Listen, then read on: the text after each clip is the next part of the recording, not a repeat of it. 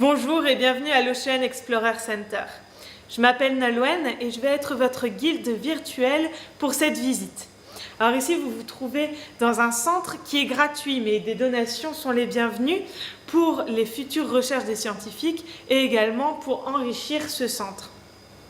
Vous trouverez de nombreuses informations concernant les recherches qui sont faites par les scientifiques, mais également des informations sur les océans, pourquoi ils sont importants pour nous, pourquoi ils sont importants pour la planète, des informations sur l'Arctique, sur les algues, etc.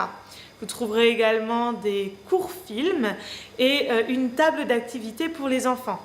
Enfin, vous trouverez un café et une boutique. Je vous souhaite à tous une très bonne visite.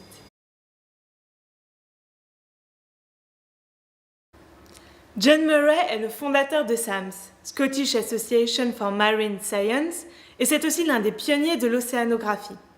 Il est né en 1841 au Canada, là où ses parents, d'origine écossaise, avaient émigré 7 ans auparavant.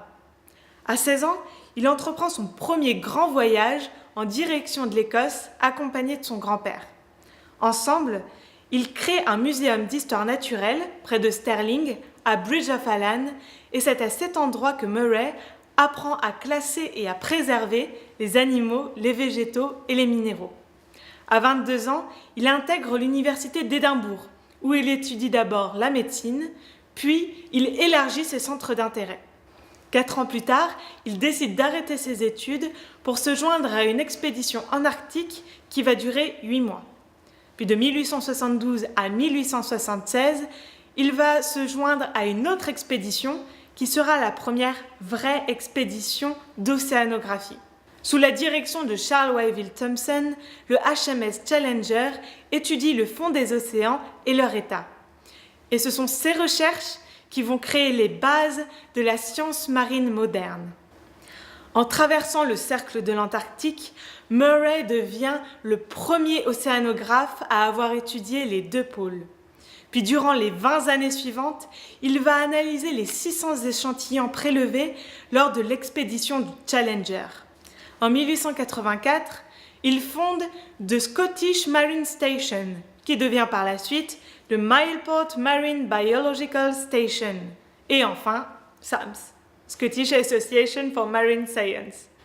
En 1889, et à l'âge de 48 ans, il se marie avec Isobel Anderson, avec qui il aura 3 filles et 2 garçons. De 1897 à 1909, il coordonne une enquête menée sur la profondeur des lacs d'eau douce en Écosse. Et c'est le 14 mars 1914 que John Murray meurt lors d'un accident de voiture. Il est d'ailleurs inscrit sur sa tombe le plus important océanographe au monde. Plusieurs espèces ont été nommées à la mémoire de John Murray, comme par exemple le Melanocetus murray, qui est un poisson des profondeurs. L'université d'Édimbourg et SAMS ont tous deux des bâtiments au nom de John Murray, commémorant ainsi le fondateur de l'océanographie. Des navires de recherche portent également son nom, ainsi que des organisations de recherche fondées par John Murray lui-même qui continuent de porter son travail à travers le temps.